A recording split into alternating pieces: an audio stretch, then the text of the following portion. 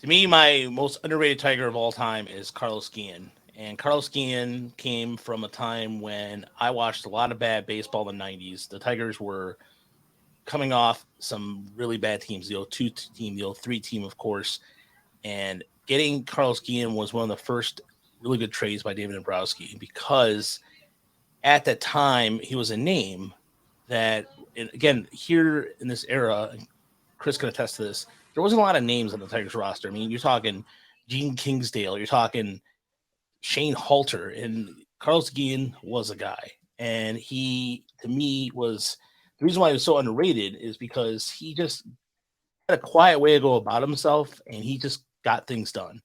But whenever somebody talks about this, I always Alex Avila pops into my head.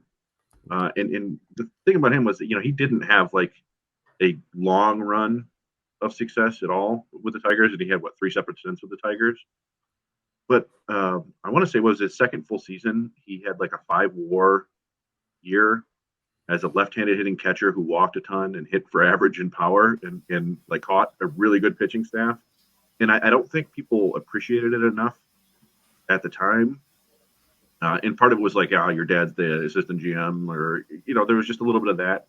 And then later on, his average dropped pretty dramatically, but he still walked a ton. He's like the sort of catcher we would kill for right now, right? Like a left-handed power hitting catcher who walked a bunch. That's exactly what the Tigers need.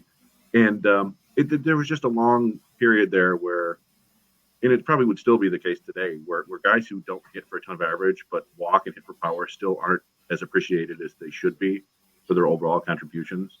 And he was a guy I don't think people gave enough credit for it. He made one All-Star team, I think, and otherwise he had a solid career, but it's just I think people just see the name and they see the low batting average and kind of dismiss it. Yeah, I guess continuing the run of recent Tigers, I'd go with Austin Jackson.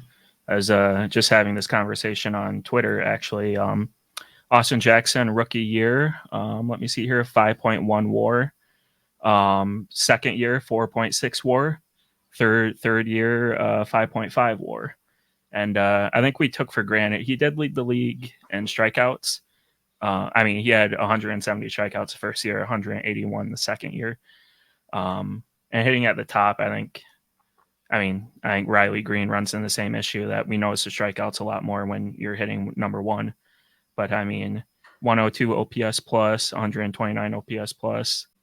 Yeah, I mean, I'd kill for a leadoff hitter nowadays with that type of, high BABIP. He put the ball in play, was fast.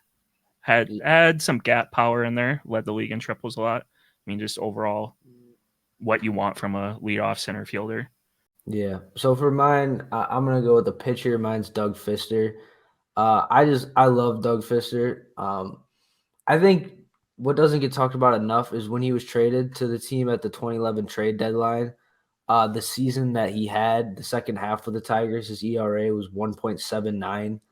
Was really, really good and helped propel the Tigers to their first Central Division title. Unfortunately, they couldn't get the job done in the playoffs, but I feel like he was a big part of helping them win the division in 2011. And then he was really solid in 2012 and 2013, but just didn't get a lot of recognition because of guys like Scherzer and Sanchez and Verlander. He was an average, like 3 WAR player, just very, very solid. And it's unfortunate that they traded him. I felt like they traded him a little too soon because in 2014, he actually finished 8th in Cy Young voting for the Washington Nationals. But, as a member of the Tigers, never got any All-Star consideration, was never in the Cy Young, conversations. And I think he was really, really solid and really, really underrated. We could separate this pretty easily. We could separate it from the past. So we're talking like the 80s Tigers, 90s Tigers.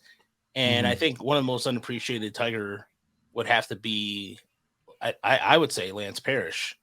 Because the reason why I say Lance Parrish is because he was a big part of the Tigers offense on the 84 World Series team. He put some good numbers, but then just some contract dispute stuff didn't put him as a Tiger. He should have been one of those guys like Trammell, like Whitaker, that should have finished his career in Detroit. Reminds me of the conversation we had not that long ago, kind of off post podcast, where we were talking about Chet Lemon. and you'll find Tigers fans who, of specific eras who Yeah. rate every one of the players on those teams properly. But we talked about it then. If you go back and ask people about those, the '84 champs, they're going to mention, Tram and Lou. They're going to mention Parrish. They're going to mention a bunch of other players before they mention Chet Lemon, and he was a huge part of those great teams in the '80s. And he just it was his bad fortune of being on a team with a bunch of other really good players